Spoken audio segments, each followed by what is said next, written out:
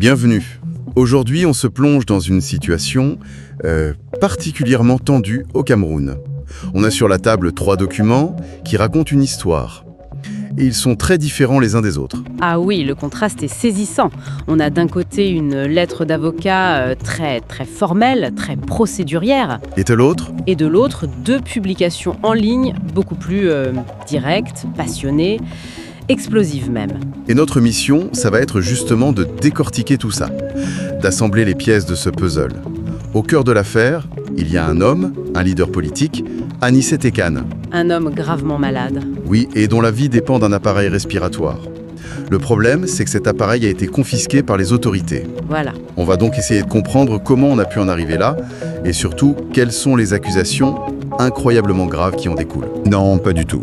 Non, les mots utilisés sont très forts. On lit tentative d'assassinat médical ou encore imbroglio médico-politique.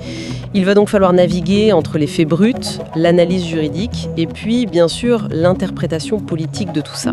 Parfait. Alors commençons par le début. Les faits. Qui est Anicet Ekane ? Les sources le présentent comme le leader de l'Union pour le changement 2025. Et aussi président national du Manidem 2025. C'est ça. Mais l'essentiel ici, ce n'est pas tant sa fonction que sa condition. Son état de santé est au centre de tout. Absolument. La lettre de son avocat emploie une formule très clinique qui dit tout. Il est extra-oxygène dépendant. Ce qui veut dire qu'il ne peut pas vivre sans cet appareil. Exactement. Et l'une des publications en ligne va même plus loin, elle est plus précise, ce qui nous aide en fait à comprendre l'urgence. Elle dit quoi exactement ?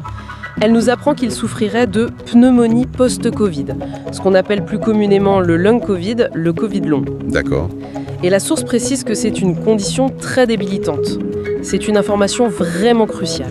Donc cet appareil, ce n'est pas un accessoire de confort, on est bien d'accord. Ah bah non, absolument pas. Les textes le qualifient de matériel d'assistance respiratoire. Et même, Et même, de manière encore plus directe, d'appareil de survie.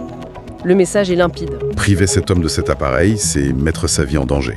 De manière imminente. Oui. Bon, et que sait-on de la confiscation elle-même ? La source la plus factuelle, c'est cette lettre d'avocate datée du 15 novembre 2025. Oui. Nous apprend que le matériel, je cite précisément, un extracteur d'oxygène et accessoires, se trouvait dans un véhicule Le véhicule de Monsieur Ekane. qui était conduit par son chauffeur, un certain Monsieur Njoga Hakuma, et c'est après l'arrestation de ce chauffeur que tout a été saisi. Et le contexte de cette arrestation est lui-même très important. C'est-à-dire, Au moment des faits, Anicet Ekane n'est pas libre. Il est hospitalisé, oui, mais sous la garde des autorités. Il a d'abord été au service central des recherches judiciaires, puis à l'hôpital militaire de Yaoundé. il venait d'être transféré de prison en fait. De la prison de New Bell, exactement, où son chauffeur était d'ailleurs aussi détenu. C'est donc dans ce cadre très contrôlé, pendant un transfert, que le véhicule avec son appareil de survie a été saisi. C'est un enchaînement de faits assez troublants. Alors pour essayer de débloquer ça, la première étape, c'est la voie officielle, la voie légale. Et c'est là qu'intervient Maître Hippolyte Bété-Méli. Avec cette fameuse lettre adressée à une haute autorité, le colonel commandant de la Légion de gendarmerie du littoral, Douala. C'est une réclamation officielle. Le ton est très procédurier, très respectueux de la hiérarchie.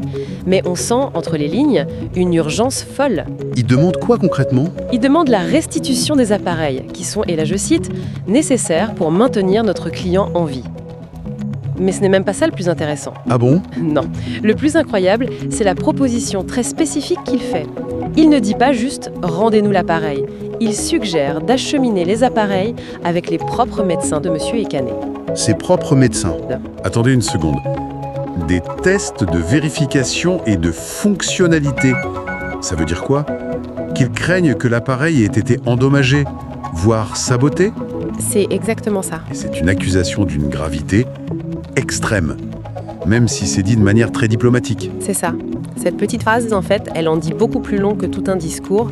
Elle révèle une méfiance totale, absolue, envers les autorités qui détiennent l'appareil. Il ne veut pas juste le récupérer. Non, il veut une garantie qu'il fonctionne encore, qu'il n'a pas été altéré. C'est une précaution qui montre à quel point le conflit de confiance est profond. On n'est plus dans un simple litige administratif. On est dans une situation où une partie soupçonne l'autre du pire, quoi. Il y a un autre détail dans cette lettre qui renforce cette impression. Oui. L'avocat raconte s'être déplacé en personne à Douala le 13 novembre, Donc 2 jours avant d'écrire pour une rencontre. Et cette rencontre a été annulée, au dernier moment. Il dit être reparti sans autre précision. Donc on le laisse dans le flou. Complètement. Est-ce que c'est de l'incompétence, de la confusion, ou est-ce que c'est déjà une forme d'obstruction? La question reste ouverte. Exactement. Et ce climat d'obstruction, cette impression que les choses traînent anormalement, ça nous fait basculer vers nos 2 autres sources. Et là, On change complètement d'univers. c'est le moins qu'on puisse dire. Fini le langage juridique feutré, on entre dans l'indignation, dans l'accusation frontale. Oui, l'un des textes met un nom et un visage sur le responsable présumé, Jean-Pierre Autoulou. Identifié comme le commandant de la Légion de gendarmerie du littoral. C'est ça? Et le titre, il est d'une violence inouïe. Je le lis tel quel parce que la forme est aussi importante que le fond. C'est écrit en majuscule. Allez-y. Le commandant Autoulou veut tuer Anissé et Canet. Avec 3 points d'exclamation. On ne peut pas être plus direct. Non. C'est une escalade verbale spectaculaire. En quelques jours, on est passé d'une réclamation polie à une accusation publique de tentative de meurtre. L'acte de confiscation n'est plus un problème administratif. Non, il est qualifié de tentative d'assassinat médical et même de crime crapuleux. Le ton, c'est celui d'une alerte générale. Les auteurs prennent à témoin la communauté nationale et internationale. Et il menace. Très clairement, d'engager des procédures à l'international si le pire arrivait à M. Ekan. L'affaire, là, elle sort du cadre purement camerounais. Et ça ne s'arrête pas là. L'autre texte, signé par un certain Pierre Ngemkam, nous apprend qu'il y a un nouveau rebondissement. Une semaine après la lettre de l'avocat, le 22 novembre, D'accord. d'après cette source, le chauffeur de M. Ekan, qui est toujours détenu, est contacté par les gendarmes. Et on lui fait une proposition qui ressemble à une sortie de crise. Laquelle? Que l'épouse de M. Ekan vienne elle-même récupérer les appareils. Là, on se dit, bon, enfin ça se débloque. On pourrait le croire, mais la situation se referme comme un piège. Que se passe-t-il? Madame Ekan, logiquement, est méfiante après tout ce qui s'est passé. Elle pose une seule condition. Une condition de bon sens, j'imagine. Oui, elle exige la présence de son avocat, maître Melitia Kwang, pour la restitution, pour s'assurer que tout se passe correctement. Ce qui est une demande tout à fait légitime. Évidemment. Mais la réaction d'après la source est immédiate et brutale. C'est-à-dire, Les gendarmes auraient interrompu les échanges unilatéralement, sans aucune explication. Fin de la discussion. c'est presque difficile à croire. On parle de la vie d'un homme, et la procédure bute sur la présence d'un avocat. C'est glaçant. On a l'impression d'assister à un jeu cruel. Si ces faits sont avérés, c'est plus qu'un jeu cruel. C'est la confirmation de la thèse de l'obstruction délibérée. On tend une perche pour la retirer aussitôt, On donne l'illusion d'une solution. pour mieux la saboter. Ce schéma renforce l'idée qu'il ne s'agit pas de négligence, mais d'une volonté de maintenir la pression. Ça nous amène à la question centrale, celle qui brûle les lèvres depuis le début. Pourquoi? Oui, pourquoi? Pourquoi un tel acharnement autour d'un simple appareil médical? Ça n'a aucun sens. Sauf si. Sauf s'il y a autre chose, un enjeu qui nous échappe.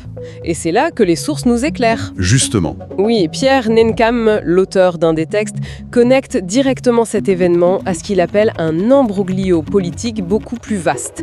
Et il utilise une phrase qui est sans doute la clé de toute l'affaire. Il parle, je cite, d'usurpation récente du nom, fonction et signature du président Ekane Anissé. Usurper son nom et sa signature. C'est-à-dire concrètement, qu'est-ce que ça voudrait dire? Il articule une théorie politique très claire.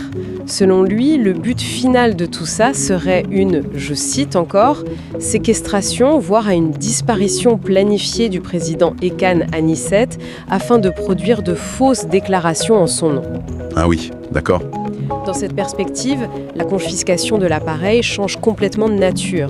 Ce n'est plus un acte de zèle bureaucratique ou de malveillance gratuite, c'est un levier. Un moyen de pression. Un moyen de pression stratégique pour affaiblir physiquement, psychologiquement un opposant, le couper du monde et potentiellement prendre le contrôle de sa parole politique. De son influence. C'est un scénario machiavélique et l'auteur ne sort pas ça de nulle part. Il relie cette affaire à d'autres événements. C'est ça. Pour donner du poids à sa théorie, il l'inscrit dans une série. Il fait des parallèles très précis avec d'autres moments de la politique camerounaise. Comme quoi? Il mentionne une tentative d'écarter la candidature du professeur Kanto le 5 août et aussi ce qu'il décrit comme la dissimulation du choix exprimé par le peuple camerounais le 12 octobre. En gros, il dessine le portrait d'un système. d'un système qui utiliserait tous les moyens, y compris les plus vils, pour se maintenir au pouvoir. Donc la situation personnelle d'Anicette et Canet ne serait pas juste une bavure, mais le symptôme d'une méthode. C'est la thèse qui est présentée, oui. La source utilise une expression très forte, le régime aux abois prend de l'eau de toutes parts. D'accord. Et les actions décrites, comme cette confiscation, seraient des basses manœuvres, des décisions disparates qui trahiraient en réalité la panique d'un système affaibli. Et l'affaire est Canet. Viendrait alors l'illustration d'une crise politique bien plus profonde. Une crise où la vie même d'un opposant est instrumentalisée, utilisée comme une arme. Au final, ce qui est fascinant ici, c'est de voir comment un objet purement médical, un extracteur d'oxygène, devient le point de convergence de 3 récits totalement différents. C'est tout à fait ça. On a le récit juridique, prudent, formel, qui parle de réclamation, de tests de fonctionnalité. Puis on a le récit militant, enflammé, qui crie à la tentative d'assassinat. Et enfin, le récit politique, qui y voit le symptôme d'un régime aux abois et d'un complot. Le même objet, mais 3 réalités qui s'affrontent. Ce contraste est très révélateur de la nature du conflit. Il se joue sur plusieurs fronts en même temps. D'un côté, la justice. Oui, le front judiciaire, avec l'avocat qui essaye, avec les outils du droit, de naviguer dans un système qu'il sait hostile. Et de l'autre, l'opinion publique. Exactement, le front de l'opinion où les partisans de M. Ekané utilisent l'arme de l'indignation pour faire pression, pour alerter et pour internationaliser l'affaire.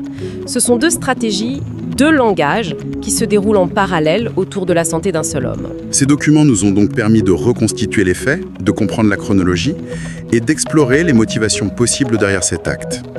Mais au-delà du cas d'Anicette et Canet, cette histoire soulève une question beaucoup plus fondamentale. Une question sur la nature même du pouvoir ? Oui.